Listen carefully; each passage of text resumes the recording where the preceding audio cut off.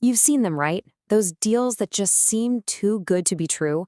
High quality, used equipment for just a fraction of the original cost. But here's the thing. Sometimes that machine comes with a hidden history, a secret that could turn your great deal into a really, really expensive problem. Today, we're going to unlock that secret. So let's just dive right in. This whole story kicks off with a real-world problem posted by a user on Reddit. See, they bought some equipment from an auction, paid for it, but now they can't sell it. They're totally stuck. And the reason why? Well, that's what this entire explainer is all about. You know, this is a story that pretty much every entrepreneur knows deep down. To grow your business, you have to invest. It doesn't matter if it's a huge excavator for a construction company or a fancy new oven for a bakery, you need the right tools to scale up. But man, that equipment is expensive, and tying up all your cash in one big purchase, well, that can be a huge risk. And that's why most businesses turn to a really powerful tool, equipment financing.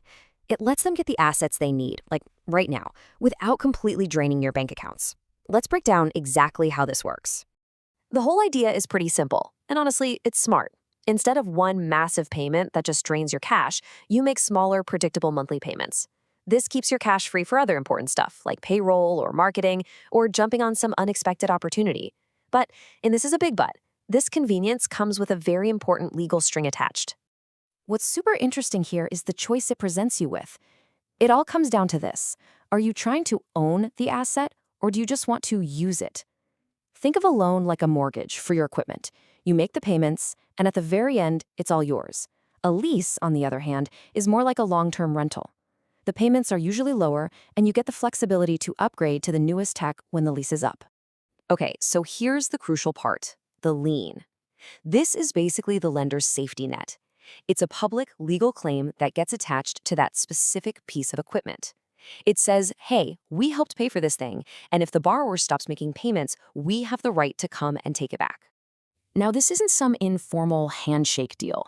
In most of Canada, this whole system is made official by something called the Personal Property Security Act, or PPSA.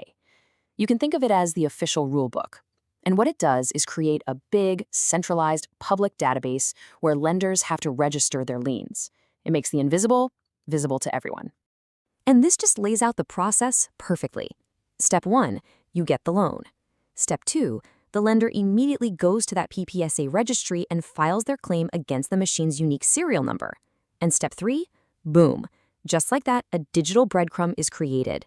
That lien is now a public fact tied to that machine for anyone in the world to find. So this system works like a charm as long as everyone's making their payments. But what happens to our machine and its very public lien when the original business goes under? This is the moment where those fantastic deals we talked about are born. When a company fails, a receiver comes in to sell off absolutely everything of value to pay back the people they owe money to. And our machine, with that lien still technically attached to it, often ends up at a public auction, ready to be sold off to the highest bidder. And this, right here, is precisely where our Reddit user's whole journey begins.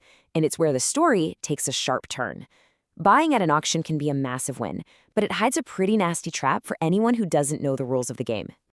So here we are, right back at the core of the problem. Our user bought the equipment, paid for it, and now they want to sell it. But every potential buyer runs a quick PPSA search, sees that old unpaid lien from the bankrupt company, and just walks away. Can you imagine? The machine is basically unsellable. But then, thankfully, the online community drops this huge piece of the puzzle. Someone suggests there's got to be a court order from the bankruptcy that's supposed to clean up this exact mess. So the buyer digs through all their paperwork, and sure enough, they find it. A document called a vesting order. And this thing looks like the magic bullet, right? The language is so direct, so powerful. A judge has ordered that all those old claims, all those old liens are officially expunged and discharged, just wiped clean. So the buyer legally owns the equipment free and clear. Problem solved, right? Well, not so fast. And this slide right here is the absolute heart of this whole issue. You've got two completely different realities clashing. There's the legal reality, which is dictated by that court order, and it says the lien is gone. But then there's the practical reality, what the rest of the world sees when they look at the public PPSA registry, and that shows the lien is still very much active. And for any future buyer, that public record is the only reality that matters. So if a court of law says you own it, but the public record tells everyone you don't, what do? How do you actually close that gap and make sure the asset you paid your hard-earned money for is truly and provably yours? You know, the solution is surprisingly simple. It's just administrative. The legal power of that vesting order doesn't just magically update the public database. Someone, in this situation, the receiver who sold the equipment, has to physically take that court order and file the discharge paperwork with the PPSA. It's a simple step, but it's the critical one that makes the public record finally match the legal fact. This entire saga gives us an absolutely invaluable checklist. So before you ever buy used equipment, especially from an auction, you gotta follow these steps. 1. Run your own PPSA search. Don't take anyone's word for it. 2. Ask the seller straight up about liens. 3. If it's coming from a bankruptcy, you demand a copy of that vesting order. 4. You get it in writing that they will file the discharge. And 5, and this is the most important part, before you hand over that final payment, you verify for yourself that the lien is actually gone from the public registry. This is how you protect yourself. Because as we've just seen, a machine can have a secret. And the best deals aren't just about the price you pay today, they're about making sure that secret doesn't become your problem tomorrow. The first thing you check isn't the paint job, it's not the engine hours, it's the public record.